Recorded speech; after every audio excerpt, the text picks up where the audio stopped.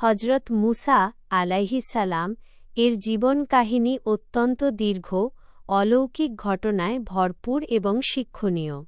পবিত্র কুরআন এবং অন্যান্য ধর্মীয় গ্রন্থে তার জীবনী বিস্তারিতভাবে বর্ণিত হয়েছে।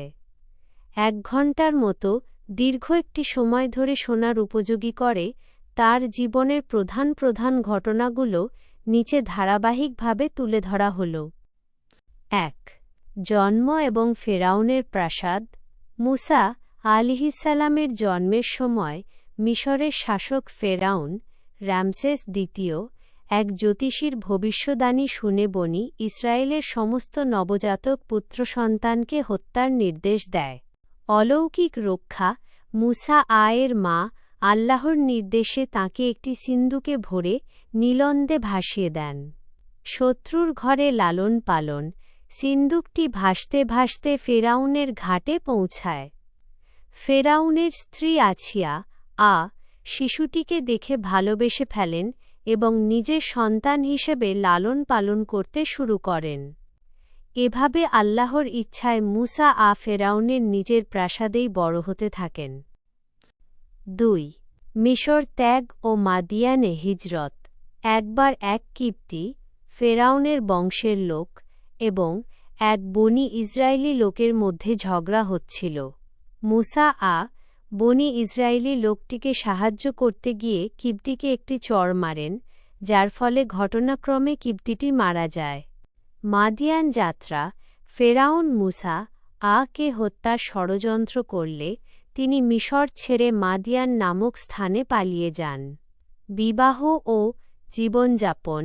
মাদিয়ানে তিনি এক বৃদ্ধের, যিনি নবী শুআয়ব আলাইহিসসালাম বলে পরিচিত, কন্যাদের সাহায্য করেন এবং পরবর্তীতে তার এক কন্যাকে বিয়ে করে সেখানে প্রায় 10 বছর রাখাল হিসেবে জীবন কাটান।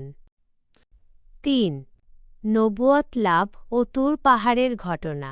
মাদিয়ান থেকে সপরিবারে মিশরে ফেরার পথে তুয়া উপত্যকায় তুর পাহাড়ের কাছে মুসা এক অলৌকিক আলো বা আগুন দেখতে পান। আল্লাহর সাথে কথোপকথন। আগুনের কাছে পৌঁছালে আল্লাহ তাআলা সরাসরি তাঁর সাথে কথা বলেন এবং তাঁকে নবুয়ত দান করেন। মোজেজা বা অলৌকিক ক্ষমতা। আল্লাহ তাঁকে 2টি প্রধান মোজেজা দেন। 1. তাঁর হাতের লাঠিটি মাটিতে ফেললে তা জীবন্ত সাপে পরিণত হতো। 2. তাঁর হাত বগলে ঢুকিয়ে বের করলে তা উজ্জ্বল আলোর মতো চমকাত। ইয়াদে বায়দা। 4. ফেরাউনের দরবারে দাওয়াত ও জাদুকরদের পরাজয়। আল্লাহর আদেশে মুসা এবং তার ভাই হারুন ফেরাউনকে আল্লাহর ইবাদত করার এবং বনি ইসরায়েলকে মুক্ত করার দাওয়াত দিতে ফেরাউনের দরবারে যান। কিন্তু অহংকারী ফেরাউন নিজেকে খোদা দাবি করে মুসা কে জাদুকর বলে আখ্যায়িত করে। জাদুকরদের সাথে প্রতিযোগিতা। ফেরাউন দেশের সেরা জাদুকরদের একত্র করে। জাদুকররা তাদের দড়ি ও লাঠি দিয়ে সাপের ভেলকি দেখায়। মুসা এর মোজেজা। মুসা আল্লাহর নির্দেশে তাঁর লাঠিটি মাটিতে ফেললে তা এক বিশাল অজগর হয়ে জাদুকরদের সমস্ত মিথ্যা জাদু গিলে ফেলে। জাদুকরদের ঈমান আনয়ন। এটি যে কোনো জাদু নয়, বরং ঐশ্বরিক ক্ষমতা, তা বুঝতে পেরে সমস্ত জাদুকর সাথে সাথে সেজদায় পড়ে মুসা এর আল্লাহর প্রতি ঈমান আনে। রাগান্বিত ফেরাউন তাদের কঠোর শাস্তি দেয়। 5. মিশর থেকে প্রস্থান এবং লোহিত সাগর পার হওয়া। ফেরাউন বনি ইসরায়েলের ওপর নির্যাতন বাড়িয়ে দিলে আল্লাহর নির্দেশে মুসা এক রাতে বনি ইসরায়েলের সমস্ত মানুষকে সাথে নিয়ে মিশর থেকে রওনা হন। পরদিন সকালে ফেরাউন এক বিশাল সৈন্যদল নিয়ে তাদের তাড়া করে। যখন 2 দল একে অপরকে দেখল, তখন মুসার সঙ্গীরা বলল, আমরা তো ধরা পড়ে গেলাম। মুসা বলল, কখনোই নয়। আমার সাথে আমার রব আছেন, তিনি আমাকে পথ দেখাবেন। সূরা আশ-শুআরা। লোহিত সাগর দ্বিখণ্ডিত হওয়া। সামনে অথই লোহিত সাগর এবং পেছনে ফেরাউনের সেনাবাহিনী। এই চরম মুহূর্তে আল্লাহর নির্দেশে মুসা সাগরে লাঠি দিয়ে আঘাত করেন। অলৌকিকভাবে সাগর দ্বিখণ্ডিত হয়ে 12টি শুকনো রাস্তার সৃষ্টি হয়। ফেরাউনের সলিল সমাধি মুসা ও তাঁর অনুসারীরা নিরাপদে পার হয়ে যান।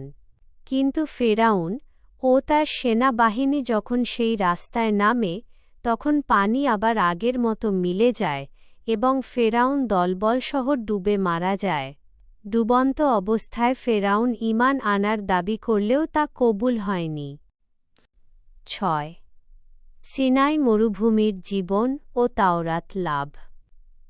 মিশর থেকে মুক্ত হওয়ার পর বনি ইসরায়েলকে নিয়ে মুসা সিনাই মরুভূমিতে আসেন। সেখানে আল্লাহ তাদের জন্য মেঘের ছায়া এবং খাবার হিসেবে মান্না ও শালওয়া, এক ধরনের জান্নাতি খাবার অবতীর্ণ করেন। পাথর থেকে অলৌকিকভাবে 12টি পানির ঝর্ণাধারা প্রবাহিত করেন। তাওরাত কিতাব লাভ। মুসা তুর পাহাড়ে 40 দিন আল্লাহর ইবাদতে মগ্ন থাকেন এবং সেখানে বনি ইসরায়েলের জন্য আল্লাহর বিধান বা শরীয়ত গ্রন্থ তাওরাত লাভ করেন। 7. বাছুর পূজা ও বনি ইসরায়েলের অবাধ্যতা। মুসা যখন তুর পাহাড়ে ছিলেন, তখন শামেরি নামক এক কপট ব্যক্তি বনি ইসরায়েলের জমানো সোনা দিয়ে একটি গরুর বাছুর তৈরি করে এবং জাদুর সাহায্যে সেটির ভেতর থেকে গরুর ডাক বের করে। বনি ইসরায়েলের অনেকেই বিভ্রান্ত হয়ে সেই বাছুরের পূজা শুরু করে। মুসা এর প্রত্যাবর্তন। ফিরে এসে মুসা অত্যন্ত ক্ষুব্ধ ও দুঃখিত হন।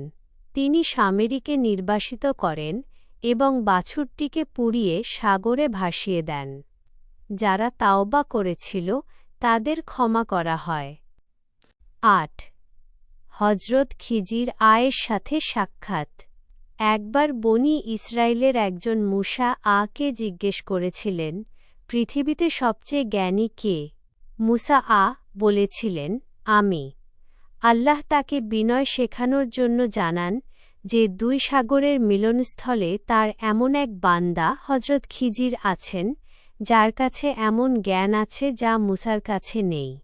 শিক্ষণীয় সফর। মুসা খিজির এর সাথে এক সফরে যান।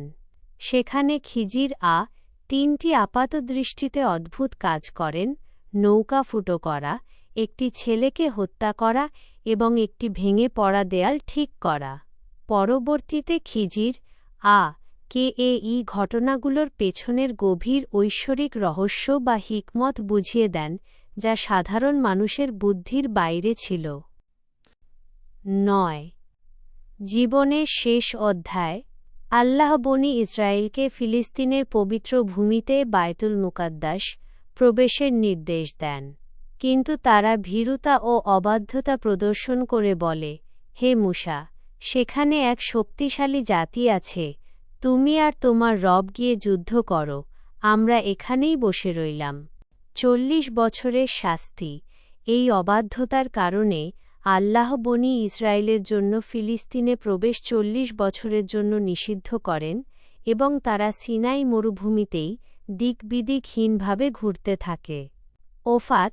এই দীর্ঘ মরুভূমির জীবনেই প্রথমে হারুন এবং পরবর্তীতে মুসা ইন্তেকাল করেন। মৃত্যুর আগে মুসা আল্লাহর কাছে প্রার্থনা করেছিলেন যেন তাকে পবিত্র ভূমির ফিলিস্তিন অন্তত এক ঢিল ছোঁড়া দূরত্বের কাছাকাছি স্থানে মৃত্যু দেওয়া হয়। আল্লাহর ফেরেশতা হজরত আজরাইল তার রূহ কবজ করেন। মূল শিক্ষা। মুসা এর জীবন থেকে আমরা আল্লাহর ওপর অবিচল বিশ্বাস, অন্যায়ের বিরুদ্ধে প্রতিবাদ এবং ধৈর্য ধারণের এক অনন্য শিক্ষা পাই। বনি ইসরায়েলের বারবার অবাধ্যতা সত্ত্বেও তিনি যেভাবে আল্লাহর দ্বীন প্রচার করেছেন তা মানবজাতির জন্য এক মহান দৃষ্টান্ত।